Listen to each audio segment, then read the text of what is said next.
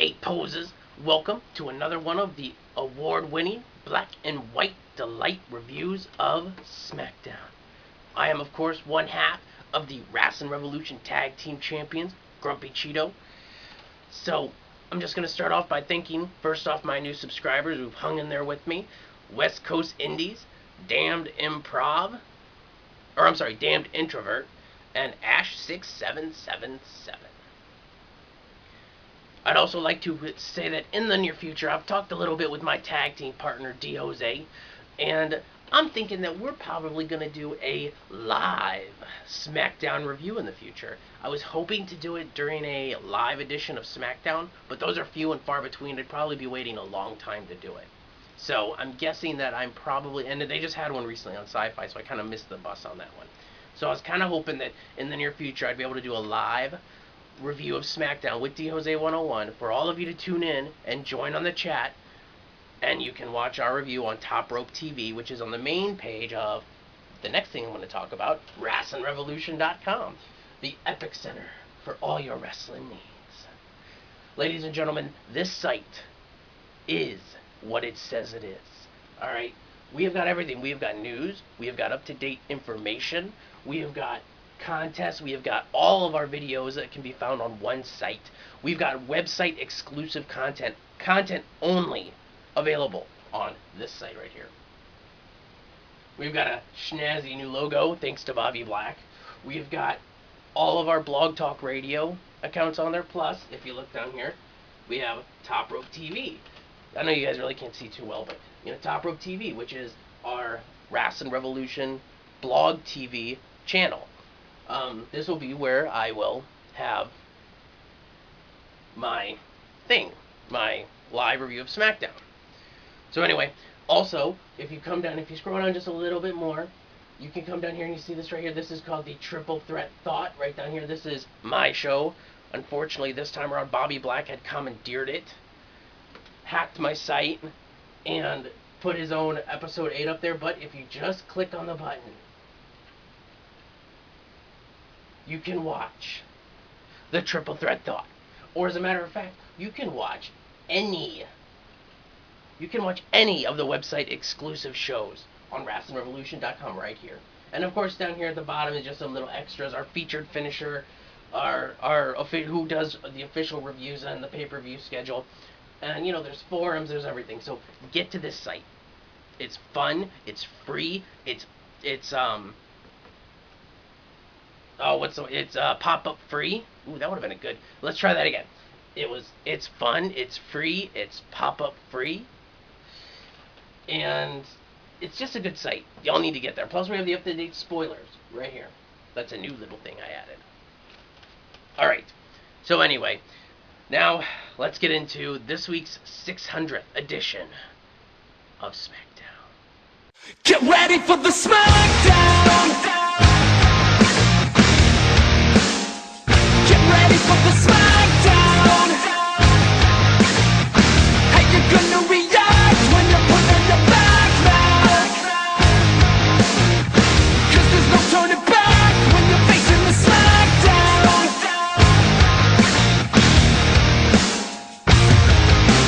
This week's SmackDown is in my backyard of San Diego, California. Alright. We start off right off the bat with the first match, which is a 12-man tag team match, which is Edge, Cena, Orton, Morrison, R-Truth, and Rey Mysterio versus Dolph Ziggler, Drew McIntyre, Kane, Barrett, CM Punk, and Sheamus. Holy crap.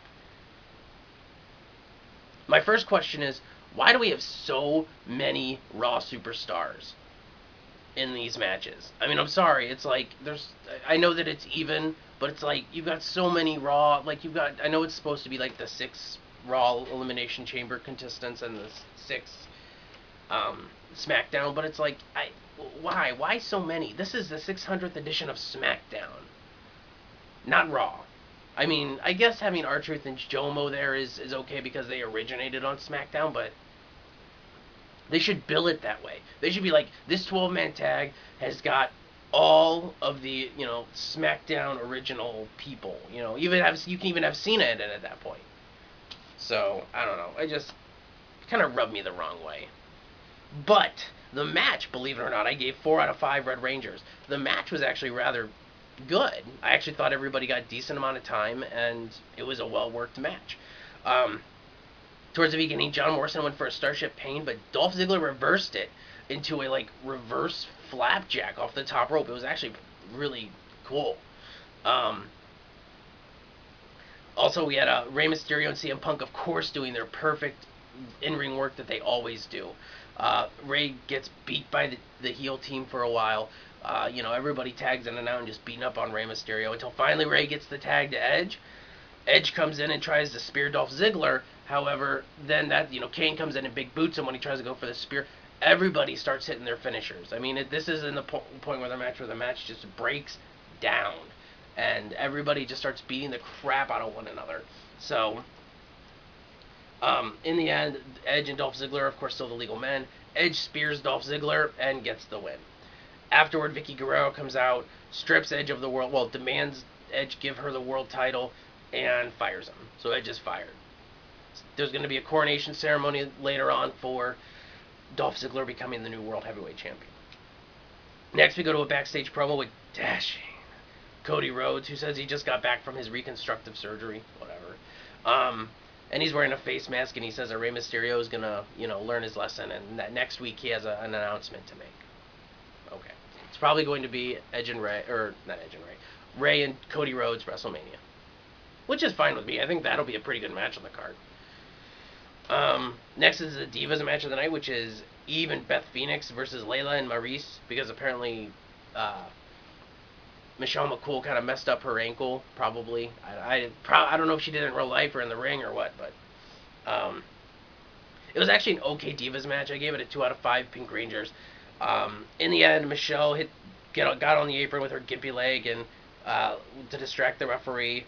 Layla and Maryse hit it was like a super kick, a chick super kick, but it was I think either A, one of them missed, or B, they meant to do it this way, but I think Layla hit her in the chin, and Maryse hit her in the gut. It was really weird. Either they meant to do it that way or they screwed it up. Either way, it wasn't a bad finish. So I gave it a 2 out of 5. It wasn't bad. Next, we go to the third match of the night, which is Kofi Kingston versus The Miz. This was actually a really great match. I gave this a 4 out of 5 Yellow Rangers because this match actually delivered. These two guys worked really well together. I would not mind seeing these two guys going at it in an actual feud. Heck, I wouldn't mind seeing Kofi going for the WWE title, honestly. I mean, back when they were pushing him with Randy Orton, they should have given Kofi a big push then. Anyway, so it was a great match. In the end, ADR came out and distracted Kofi Kingston, which built up towards their match at Elimination Chamber, which I don't know why they're doing this whole thing with Kofi and ADR. I really don't. I mean, unless ADR is going to take the IC title from Kofi, which I would not be opposed to, but it's a non-title match at Elimination Chamber, so why? Anyway, so ADR comes out and distracts Kofi Kingston. Miz hits a skull-crushing finale for the win. But this is a definitely must-check-out match. Now we get into the second half of the night. They show pretty much the 20-30 minute Rock promo from Monday Night Raw. They kind of cut it down a little bit, but they wasted a lot of time. So anyway, we go to the fourth match of the night, which is Slater and Gabriel versus Kozlov and Santino for the Tag Team Championships. I give this 1 out of 5 Black Rangers. This was a short match. It definitely underdelivered. Slater and Gabriel can wrestle. Kozlov can wrestle. He can, believe it or not, the guy can wrestle his style. No, he's not high-paced, fast action. He's not. But his style, he can wrestle. And honestly, Santino can entertain in a ring.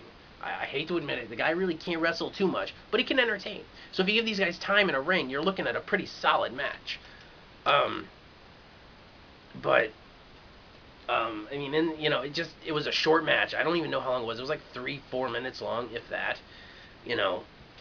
I give it 1 out of 5 Black Rangers. It was in the end, Santino did a kip up, and he hit the Cobra on Gabriel, and then of course Barrett and Jackson hit the ring and get Gabriel and Slater disqualified. It just kind of disappointed me for a tag title match on the 600th edition of SmackDown. I really wish they would have put more time into this match. Anyway, so next we go to an in-ring promo with Dolph Ziggler's coronation ceremony. They come out, they have the whole ring set up like they normally do. Teddy Long comes back. He comes out. He tells Vicky to shut up. And then Vicky, of course, admits that her and Dolph Ziggler were behind his attack. And, Teddy Long then rehires Edge and makes a world title match for right now. So, it's the World Heavyweight Champion Dolph Ziggler versus Edge. And this is a world title match. I gave this match 1 out of 5 Green Rangers because it was short. There was a little bit of back and forth, and then Edge hit the spear. Well, Edge reversed a zigzag by grabbing the ropes, and then Edge they both bounced off the ropes. Edge ducked under a clothesline, came back in, speared Dolph Ziggler, and got the win. Really? You're going to give us a world title match on the 600th edition of SmackDown with that? So, afterward, Teddy Long comes out, fires Dolph Ziggler, and then Edge sings na na na na na na na na, hey, goodbye to Dolph Ziggler. I gave this night a 3 out of 5. I seriously enjoyed the first half of this SmackDown. I really did. This SmackDown was actually really good for the first half. The second half was I didn't like it. It didn't make too much sense to me. The tag team title match was way less than par compared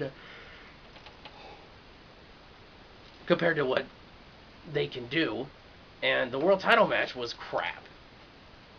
On top of that, I checked on WWE.com, and Dolph Ziggler is billed as the World Heavyweight Champion for that day. Really? I mean, you couldn't even let him be the World Heavyweight Champion for a week.